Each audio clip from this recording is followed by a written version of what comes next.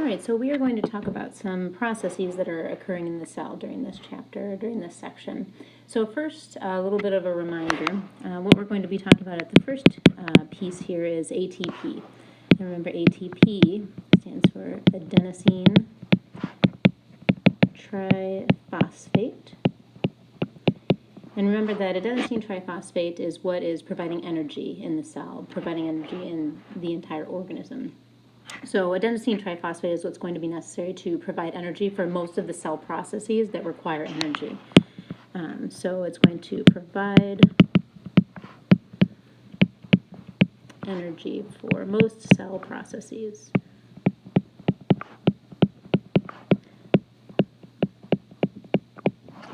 That require energy.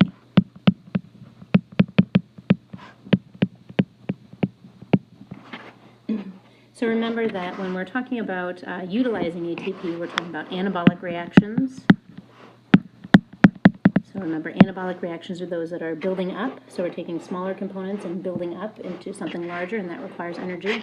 So building up things like proteins, fats, things like glycogen we talked about, DNA and RNA.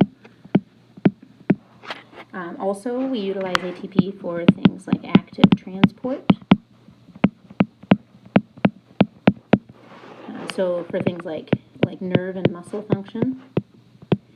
And we talked about active transport in the way of our sodium-potassium pump, and that's where we see this nerve and muscle function, where we have the sodium-potassium pump is going to adjust the membrane voltage and send nerve impulses and then also muscle contractions. Also, we need it for movement. So movement of the motor proteins, for example, along the microtubules. So motor proteins along microtubules and microfilaments. And we see this in muscle movement. Our muscles contract when we have little motor proteins that are walking along the fiber and making them shorter. We also need it for other types of movement, so things like the movement of the cell altogether. So cell movement. We have cells that are moving around throughout our body. Also cell division. So that's another type of movement that we need ATP for, dividing the cell. All of these things are what we need ATP for. Also something like endocytosis, which is a type of active transport, but remember that's utilizing vesicles. Also things like cell signaling.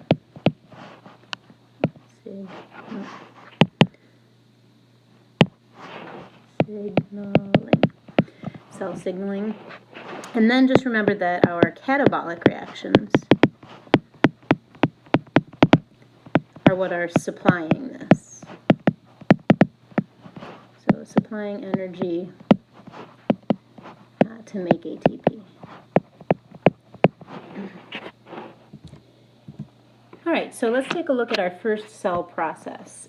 The first cell process that we're going to talk about is aerobic cellular respiration.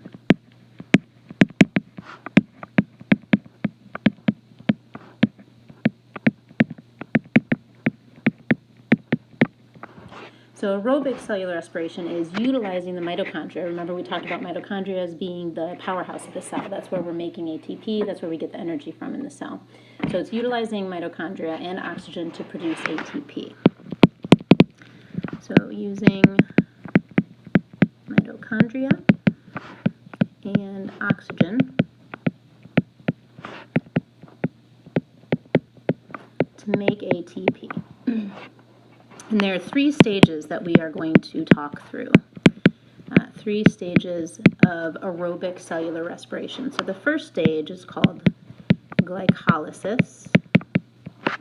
So we're going to talk about glycolysis. Basically in glycolysis we're going to be taking glucose, and through a series of reactions we're going to turn that into pyruvate. Two of them actually. And so that would be glycolysis, where we're taking glucose at the beginning and turning it into pyruvate, and we're going to go into that in some detail. Then the second stage is called the citric acid cycle.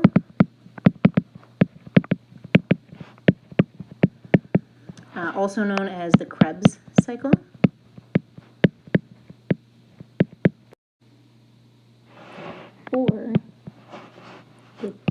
Tca cycle. Tca stands for tricarboxylic acid cycle, so you may be familiar with that. So called the Krebs cycle, the Tca cycle, or the citric acid cycle. All of those things are referencing the same cycle that we're talking about here. So in the citric acid cycle, we're going to look at that in a little bit more detail, but it's taking this pyruvate here. First we take a little tiny step here where we turn it into acetyl-CoA, and then we go into the Krebs cycle or the citric acid cycle. And then as its name implies, it's a cycle, so it goes in a circle, which we'll take a look at. We get some carbon dioxide here and various other things. And then we move into the third piece, or the third part, which we're just going to summarize as the electron transport chain. It's actually called in general oxidative phosphorylation.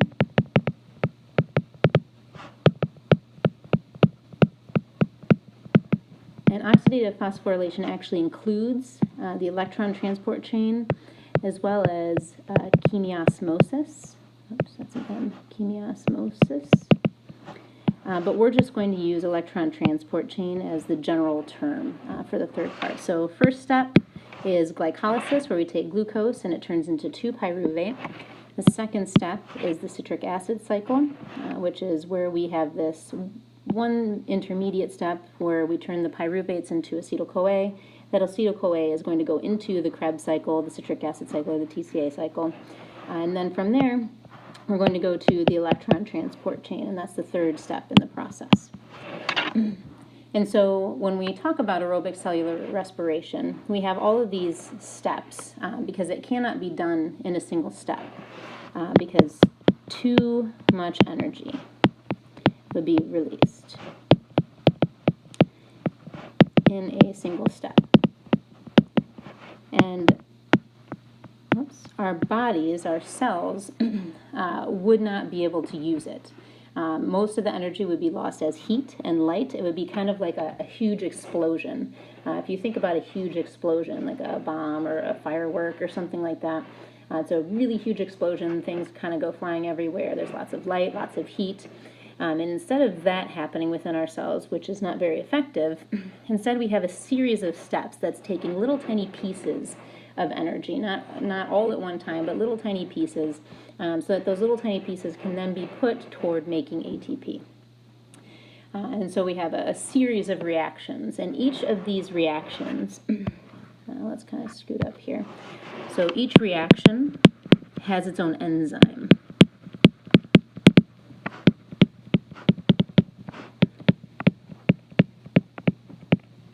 So each reaction has its own enzyme, and we're going through this series of reactions. And the series of reactions is going to then release energy a little at a time. And then that can be used to make ATP. And so what we're going to do is we're going to be taking a look at these series of reactions and then how it is that we end up making ATP overall and how many ATP we get from each of these steps of cellular or aerobic cellular respiration. So first, let's think about some of the things that are required for aerobic cellular respiration before we get into the individual steps. So aerobic cellular respiration requires, and we're going to talk about 3 general things that it requires. So the first thing that it requires is an energy source.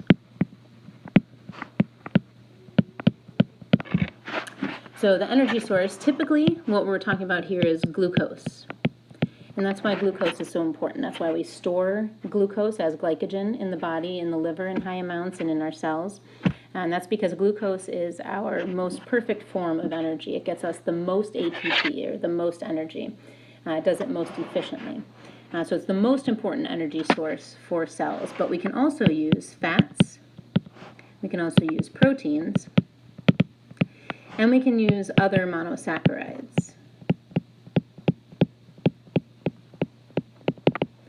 So we can use other monosaccharides and fats and proteins. We don't typically use DNA or RNA. We use that for our other nucleic acids and things like that. But we can use these different things. Now, the thing is that when we're talking about things like fats and proteins and other monosaccharides, they go into the process at a different, or into the whole overall process at a different point. So we mentioned that we have glycolysis, right? In glycolysis, we even started with glucose. And then we went through the series of steps to make 2-pyruvate. And then we said that that pyruvate gets converted to acetyl-CoA. And then we go into, I'll just say Tca, because it's nice and short. I'll just say the Tca cycle, since it's easier to write out there. And then we go from the Tca cycle to the electron transport chain, which I'll also shorten ETC. Now these are our steps here. Of course, this piece is what we call glycolysis. And so when we're talking about our sugars, our carbohydrates are going to go into this process here at glucose, right? So we're saying if we're using glucose, we're at the very beginning of the process. It can go all the way down through the electron transport chain, which is going to get us the most ATP out of all of them. We can put our other monosaccharides in here. So they can go in at the glucose. We can change them around. It does take a little bit to shift them around in a different way to make them similar to glucose, but they can go in pretty early in the process. When we're talking about fats, if we think about our fats, we're thinking about triglycerides, because remember, our triglycerides are long-term energy storage. And so if we're storing triglycerides, that's the form that we're going to take and then break it down in order to get ATP. So our fats actually are going to be broken apart into that glycerol backbone and then the fatty acids. And when we do that, the fatty acids actually go into our process here at the acetyl-CoA step. And so we're actually missing out on all of the ATP that we can get from glycolysis when we utilize fatty acids. Those are going to go in at the acetyl-CoA. The glycerol actually goes in kind of in the middle of glycolysis. And so it actually is going to go in and it's going to miss some of the glycolysis piece, but then the fatty acids go in at the acetyl-CoA part. And then our least efficient form would be utilizing our proteins. So these, of course, would be here, our fats. And then utilizing the proteins, which would actually be our amino acids. And the amino acids depend on the amino acid group. So some of them go in here at the TCA, some go in at acetyl-CoA, and then some go in toward the end of glycolysis here near the pyruvate area. So you can see that our body is going to utilize carbs, or the glucose, first. That's going to be its most important form, gets the most ATP. Then we go to our fats, which are going to get us a pretty good amount of ATP, not as good as the carbs. And then our proteins or amino acids are going to be least efficient at getting us ATP. Now, the second thing, so we were talking about what we require to go through aerobic cellular respiration. The first thing was an energy source, and we just talked about our energy source. So what we're going to be taking ATP from. The second thing we need is our mitochondria. So we need our mitochondria because that's what we utilize for aerobic cellular respiration. So our eukaryotic cells, which are the cells of our bodies.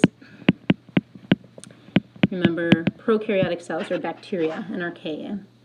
So eukaryotic cells use cellular respiration.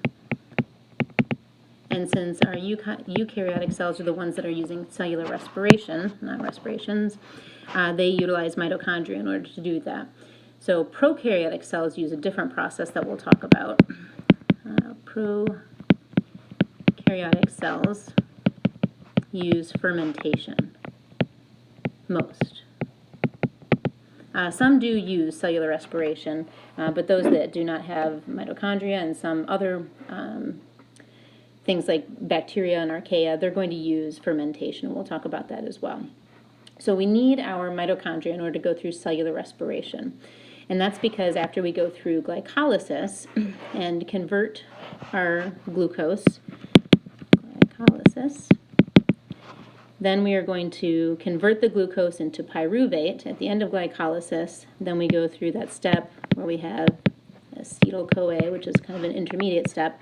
At that point, that's when we're actually going into the mitochondria of the cell.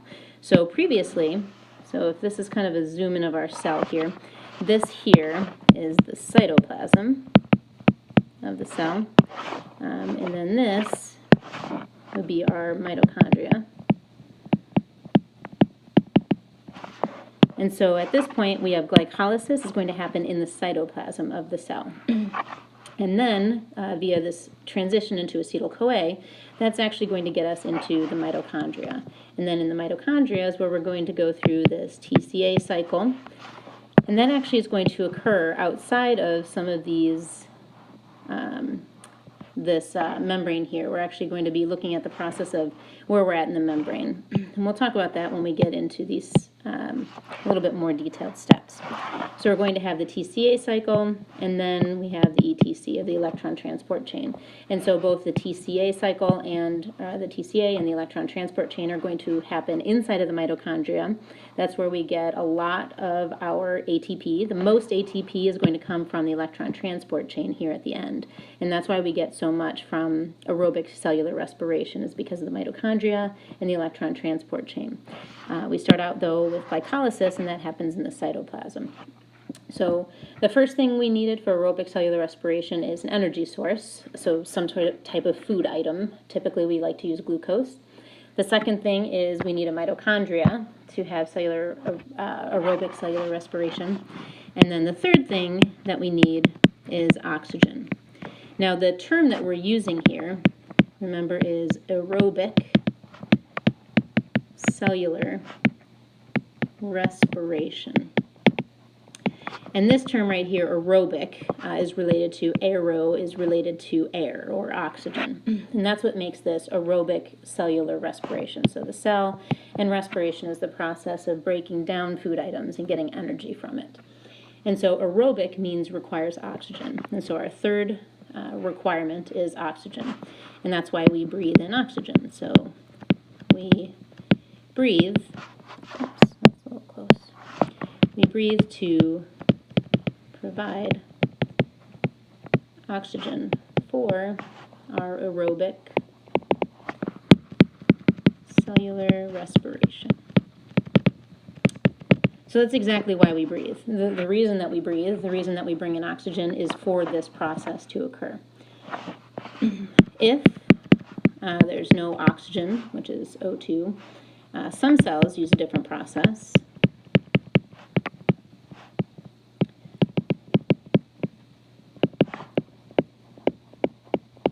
To produce ATP.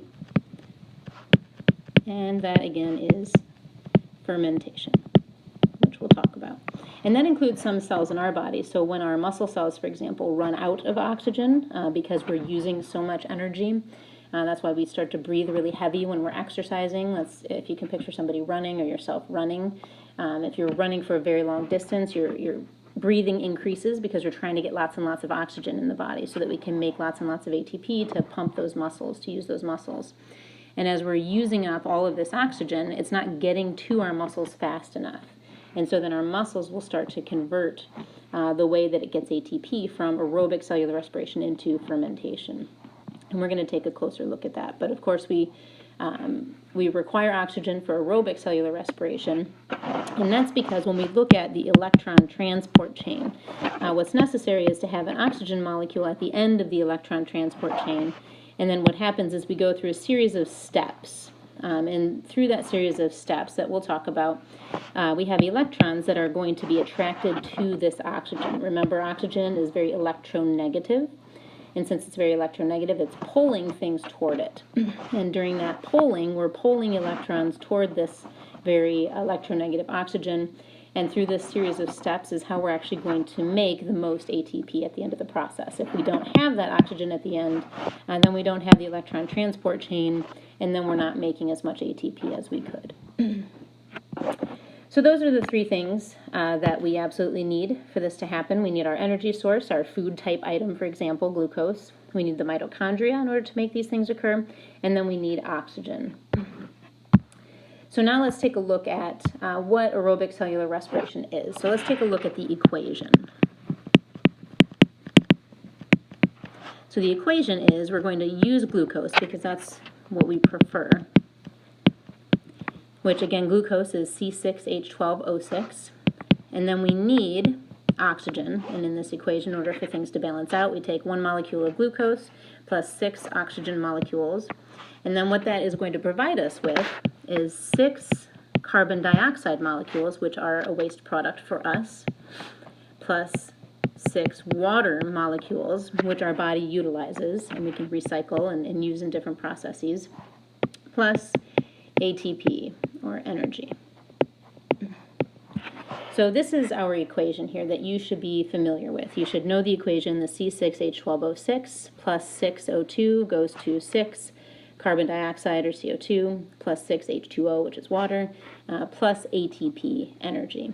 And when we're talking about aerobic cellular respiration, we're talking about up to 38 ATP. So that's what this kind of ATP is here.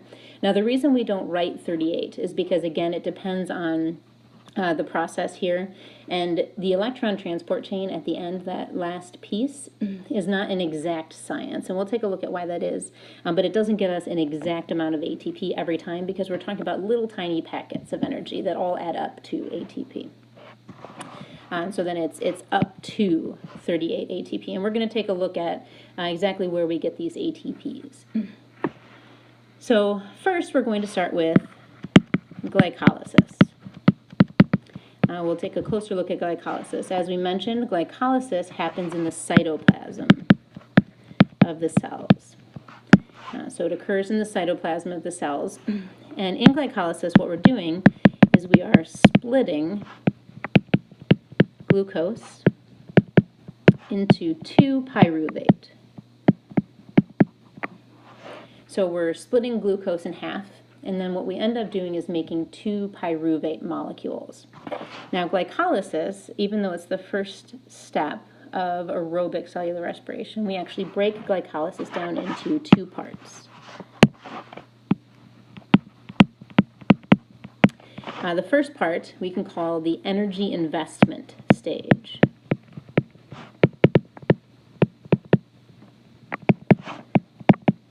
First part, energy investment stage.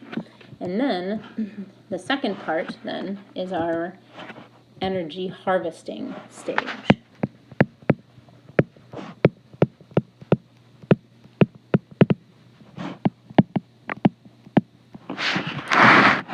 So as the name implies, the first part that we're going to talk about is the energy investment stage. Now, interestingly, even though we're trying to make ATP, we're utilizing glucose, for example. We're going to use that as our starter molecule, as it's the best, most efficient one. Even though we're taking glucose and we're trying to make as much ATP as possible from it, we actually need to put ATP into the system before we get ATP out of the system. And so what we're going to do is in this energy investment stage, we're going to go through a series of steps. Now, you don't actually need to know these other steps here, but there's a step where we're going to take glucose and we're going to put ATP in.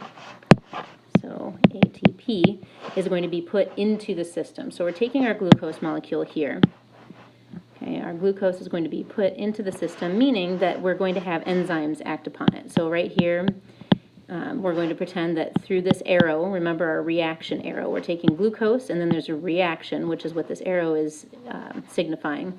We have an enzyme here that's going to be converting or adjusting this glucose molecule and turning it into another molecule. This molecule you don't need to know the name of, so I'm not going to write it out. It's called glucose 6-phosphate, but you don't need to know it, so I don't want to bother you with those details. But so we're going to actually take ATP, and ATP is necessary for this enzyme to convert glucose into this glucose 6-phosphate. And remember, our ATP then is going to turn into ADP in this process, right? Because we've taken the phosphate group off. We utilize the energy by this enzyme to then convert glucose. Then we convert glucose to another molecule called fructose 6-phosphate, another one that you don't need to know. But then in this next step here, we are going to use another ATP, which then gets converted into ADP. And in this last step here, you do need to know this last one. This last one's called glyceraldehyde, so glyceraldehyde 3-phosphate. It's also called G3P. So glyceraldehyde 3-phosphate, or G3P. It's important that you know this one because this is the molecule we get at the end of our energy investment stage. And in fact, we don't get one molecule of this, we get 2 molecules of this. So this is what is important to understand. This is the first part of glycolysis. This is where we input glucose and through a series of reactions, 3 reactions here utilizing enzymes at each step, we put in 2 ATP. So we use a glucose, 2 ATP, and then what we get are 2 molecules of glyceraldehyde 3-phosphate, or G3P. And then this is our energy investment stage. So what we've done here is we've taken glucose, the molecule, and basically utilizing this 2 ATP, we've broken it in half. And the reason it's 3-phosphate, or the glyceraldehyde 3-phosphate, is because at this point now, instead of our glucose, which was a 6-carbon molecule, now we have 2 3-carbon molecules. We've broken it in half. Our glyceraldehyde 3-phosphate is 3 carbon molecules, and now we have 2 molecules that we're following in the second half of glycolysis, in the energy harvesting stage. So let's take a look at the energy harvesting stage then. So we're going to leave the energy investment stage up here so we can take a look and continue on with this. So now we're at our glyceraldehyde 3-phosphate, or G3P. We're going to continue on through a series of steps utilizing enzymes again. And in this part of the process, what we're going to utilize is something called NAD+. So NAD+ is another molecule. When we take NAD+ and utilize it in the reaction, what we end up with is NADH. So what has happened here is our NAD+ is an electron carrier. So an electron carrier meaning it's going to grab onto an electron in the process. So we've taken our glyceraldehyde 3-phosphate and we convert it into a molecule you don't need to know the name of, but it's 1,3-bisphosphate, or bisphosphoglycerate. Again, you don't need to know those, so I'm not writing them out. But we take both molecules, remember this is 2 times, of our G3Ps, and then we convert them to another molecule, 2 of them. And then in this process, we're using 2 NAD pluses. So it's a plus here, and then what it does is it grabs onto electrons. What it does is when it grabs onto those electrons, what's really grabbing here is this hydrogen. So we have 2 then NADHs that we're getting from this reaction. And this is going to be important because we're actually going to keep track of the NADHs that we have. Because remember we talked about how we take little tiny bursts of energy. We're taking little pieces of energy that we're then going to turn into big pieces of energy, which are ATP. Our NADHs are little tiny bursts of energy because they're holding on to those electrons. So anytime you think, or anytime you see an NAD+, this is a low energy molecule. Anytime you see an NADH, think a little tiny burst of energy. When you see ATP, think of a really big burst of energy. So at the beginning, remember our energy investment phase, we use 2 really big bursts of energy, ATPs, into the reaction. So far, we're in the energy harvesting phase, and already we have gotten 2 NADHs from it, so small bursts of energy. Then we're going to take our 1,3-bisphosphoglycerate, and we're going to convert it into 2 of the next molecule, which is 3-phosphoglycerate. Again, you don't need to know that, but what you do need to know is that through this process here, we're actually going to utilize ADP, and we are going to get big bursts of energy from this process. So we get ATP from this step here. And again, since we're doing this times 2, this is all times 2. So we utilize 2 ADP, and we get 2 ATP out of it. So far, we're not even done. We haven't gotten to our end goal, which is pyruvate. We've already gotten 2 NADHs, which are small bursts of energy, and 2 ATP, which are big bursts of energy. So then we continue with our next molecule, again 2 times, because remember we're using 2 glyceraldehyde 3-phosphates in this process. Now we go to our phosphoenolpyruvate, which is the next one that you don't need to know. And then we have one last conversion, and we get to our 2 times pyruvate. Now this reaction here is another great one for us, because what we do is we, again, go from ADP to ATP, a really big burst of energy. And again, since we're talking about it twice, we get 2. So we utilize 2 ADP, and we get 2 ATP. So overall, what we've done here is we've taken these 2 G3P from our energy investment stage, and then in our energy harvesting stage, what we have gained is 2 NADH, small bursts of energy, and if we count them up, we have 2 ATP here and 2 ATP here. So really what we've gained are 4 ATP, and then what we end up at the end here are 2 pyruvate to continue on. So here, this is our energy harvesting stage. So when we're harvesting energy, we're getting energy in the way of 2 NADH and 4 ATP. So if we look at glycolysis as a whole, we get 4 ATP here, but we had to use 2 ATP up here. So if we look at that, our net gain of ATP is 2, right? So 2 ATP is our net gain. So if we take out the first 2 that we use to put into the system, we get 4, then we end up with 2 ATP, and our net gain of 2 NADH. And then, of course, we get 2 pyruvate that can go into the next step of the process and still get us even more energy at that point. So we took our glucose, which is our C6H12O6, and what we get from it are 2 ATP, 2 NADH, and 2 pyruvate. And our pyruvate are C3H4O3. All right, so let's take an overall look at this one more time before we move on to our move on to the Tca cycle, or the citric acid cycle, or the Krebs cycle. So if we kind of back up all the way to the beginning, we already talked about how ATP is important to our cell processes. Remember, ATP is adenosine triphosphate. We're trying to put that third phosphate on there. Remember how we talked about it being kind of like a loaded spring. When we put that third phosphate on there, it's negative, it's right by other negative phosphates, and we're forcing them together so that when we kind of cut that bond between them, it releases a big burst of energy that can be used to build things. And then that's what we talked about. We talked about the importance of ATP in anabolic reactions to build up things like proteins and fats and glycogen and DNA and RNA. We talked about how ATP is important in active transport, how it's important for nerve function and muscle function. We talked about how it's important in various movements, so the motor proteins moving along microtubules in the body, the actual cells moving, cell division, making new cells, endocytosis. And then we remember that we got ATP from catabolic reactions. Remember, catabolic reactions are breaking down, and that's exactly what we're talking about in aerobic cellular respiration.